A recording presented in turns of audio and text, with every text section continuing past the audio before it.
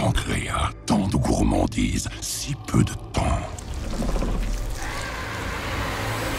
La semaine prochaine sort un film moyennement attendu malgré le fait que son personnage principal est pour le coup, lui, vraiment attendu, le film Venom.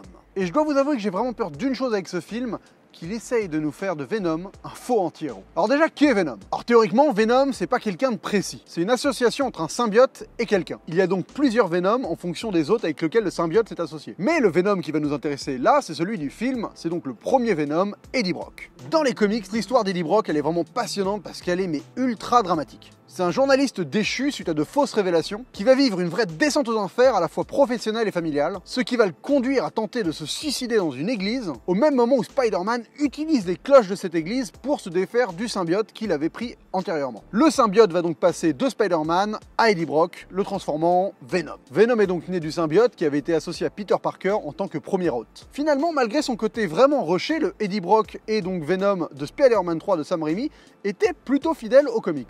Mais il s'agissait d'un antagoniste. Un de trop dans le film, on est d'accord. Il y avait trop d'antagonistes dans le film, il y avait trop de méchants, 3 c'était pas possible à gérer. Mais en fait, c'est ça qui va me faire peur avec le film Venom. C'est le fait d'introduire Venom seul, sans Spider-Man, et donc de ne pas en faire un antagoniste, mais le protagoniste du film. Car Venom, au fil de ses aventures dans les comics, fonctionne parfaitement en tant qu'antagoniste de Spider-Man, ça c'est sûr, mais fonctionne aussi très bien en tant qu'anti-héros. Et s'il fonctionne en tant qu'anti-héros, c'est grâce à la présence de Spider-Man. Car Spider-Man, c'est vraiment le boy scout, quoi. C'est le mec qui va sauver la veuve et l'orphelin, c'est le héros qui se débrouille pour ne jamais tuer qui que ce soit. Bref, c'est la personnification du héros, du vrai héros. Venom, au contraire, c'est à la base un vilain, un des plus puissants que Spider-Man aura affronté d'ailleurs. Le symbiote ayant précédemment possédé Peter Parker, il offre à Venom tous les pouvoirs de Spider-Man, ainsi que la révélation de l'identité de Peter Parker en tant que Spider-Man. Et le tout combiné avec la rage d'Eddie Brock le rend encore plus puissant. Alors c'est un vilain, mais il possède un soi-disant code de l'honneur. Code de l'honneur qui le fait tuer uniquement des mauvaises personnes. Mais bon, certaines cases du comics mettent vraiment à tort ce code de l'honneur. Et surtout, il n'arrive pas directement dès son apparition, parce que vraiment au début, la seule motivation de Venom,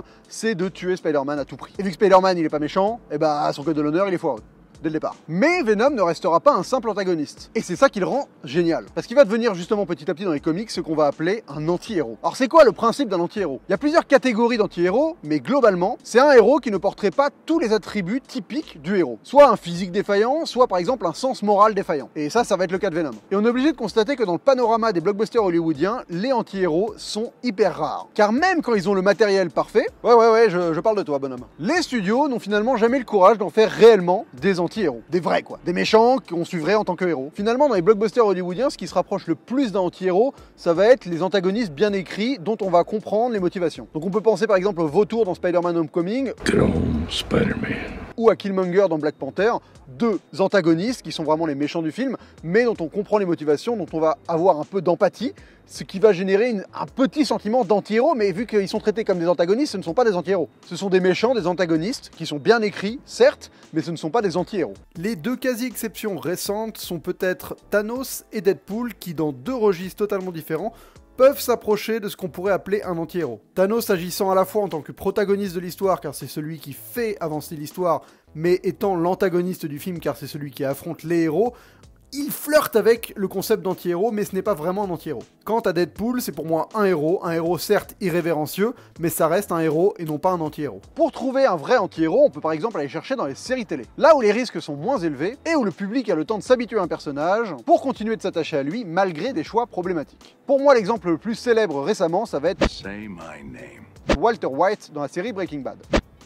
Goddamn right. Anti-héros vraiment mais génial, qui malgré sa volonté louable de mettre sa famille à l'abri du besoin, va sur son chemin prendre des décisions vraiment horribles. Comme par exemple laisser quelqu'un mourir d'une overdose parce que ça lui arrange ses bidons. Ça c'est vraiment un geste de pute. Donc un anti-héros en fait il doit sortir d'un carcan manichéen pour nous offrir une vision du monde beaucoup plus nuancée. Et à la base Venom il rentre parfaitement dans cette catégorie. Car par exemple malgré sa malfaisance il va se ranger du côté des gentils pour affronter un ennemi commun. Et cet ennemi, c'est Carnage. Carnage, c'est un deuxième symbiote qui lui a pris comme hôte un tueur en série psychopathe, Cletus Cassidy. Donc c'est un peu une version de Venom, mais sans aucun code moral. Et donc vous commencez à le voir, le schéma nécessaire pour faire de Venom un vrai anti-héros. Il faut d'abord un héros, un vrai auquel on peut tous s'identifier, et ça va être Spider-Man. C'est celui qui montre toujours le chemin moral. C'est pas quelqu'un qui est sans faille, c'est pas le problème, mais c'est quelqu'un qui veut vraiment faire le bien. Et il faut ensuite un méchant, un vrai, le diable incarné quoi. La version totalement chaotique de Spider-Man. Carnage, il est tout l'inverse. Il veut uniquement faire le mal mal, détruire et faire souffrir. Et c'est seulement entre ces deux entités qu'on peut introduire Venom en tant qu'anti-héros. Venom n'est ni un héros, ni un vilain, ce qui le rend finalement vraiment nuancé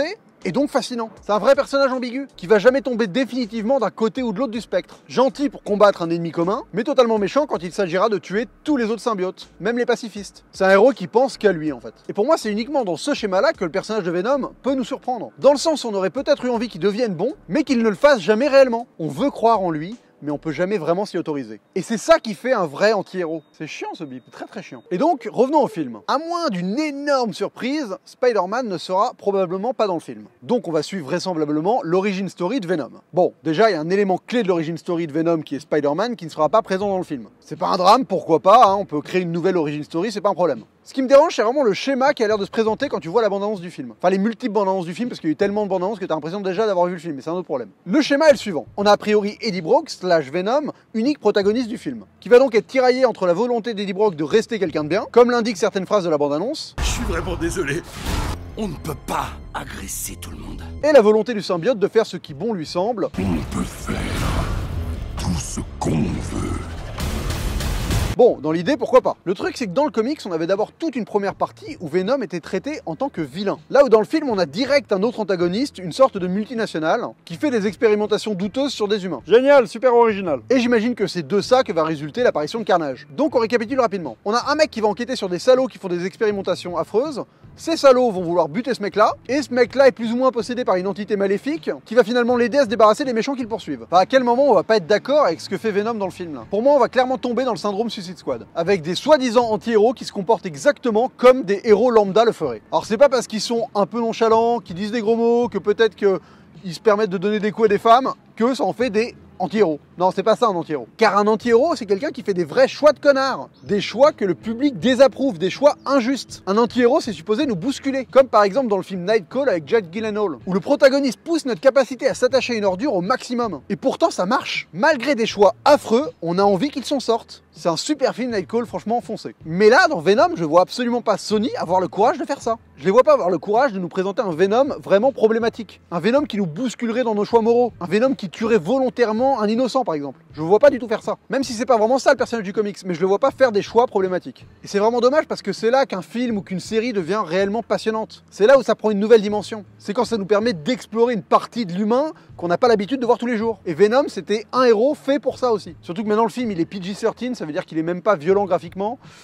Ça sent vraiment pas bon là-dessus quoi. Je pense que ça va être aseptisé, c'est sûr. Et sans Spider-Man dans le film pour nous apporter la dose de bonne morale judéo-chrétienne chère au blockbuster américain actuel, je vois vraiment pas qui d'autre que Venom va remplir ce job dans le film. Et donc on va assister pendant 2 heures à la création d'un faux anti-héros en fait. Et j'ai l'impression que ça va me rendre totalement barjot, comme dans Suicide Squad. Et j'espère vraiment me tromper, hein. J'espère qu'ils vont nous fournir un personnage ambigu, complexe, qui va nous pousser dans nos retranchements, avec qui on va pas forcément être d'accord sur toute la ligne.